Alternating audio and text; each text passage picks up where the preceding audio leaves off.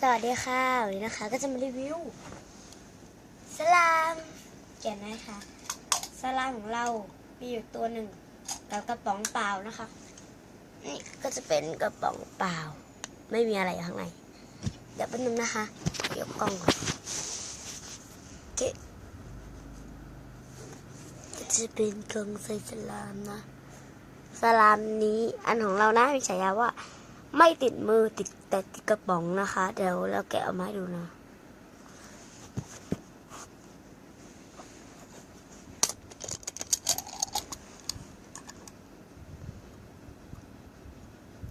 ดูหนึ่งนั้นเราขอยัดแกะก่อน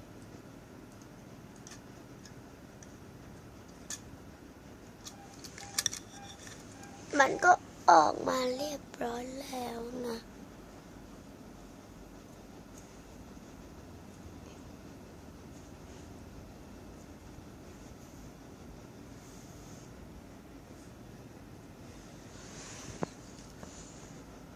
แล้วเดี๋ยวนะคะต้องขออนุญาต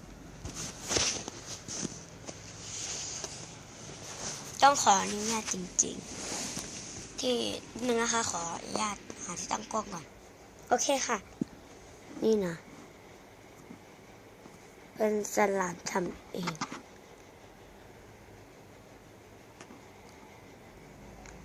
ยืนมากเดี๋ยวจะให้ดูนะความยืดของมัน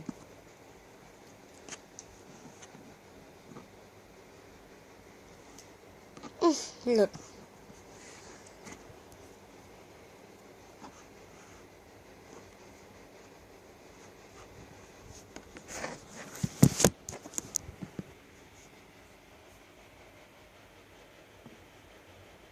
นี่นะเห็นมาก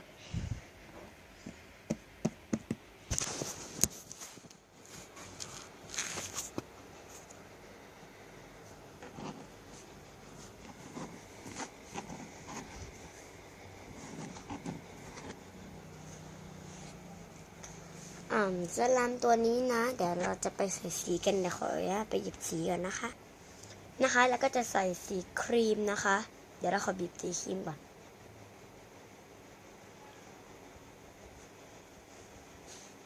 สีครีมของเราก็จะเป็นแบบนี้นะเดี๋ยวเราขออนุญาตผสมก่อน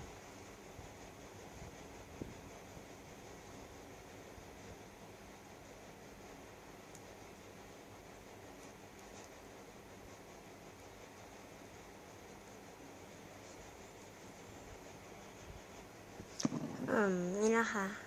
สีครีมนะเป็นสีครีมที่ไม่ประสดสีเอาเลยเพราะฉะนั้นขอเอาเนี่ยเช็ดออกนะโอเคค่ะเราไม่เช็ดออกละก็จะเป็นสีครีมอ่อนๆนะเราจะจิ้มให้ดูค่ะกับไม้ตะเกียบโอเคมันก็จะเป็นได้ยินเสียงกันเปล่าคราวนี้นะ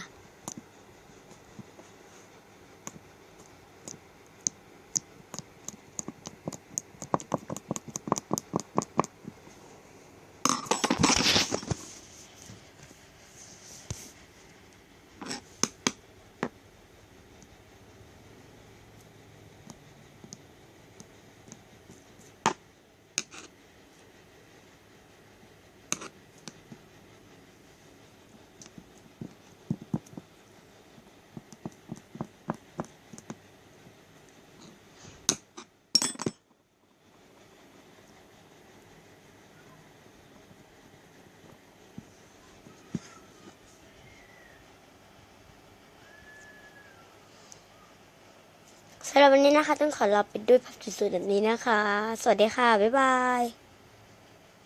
ปุ๊บปุ๊บปุ๊บปุ๊บปุ๊บปุ๊บปุ๊บ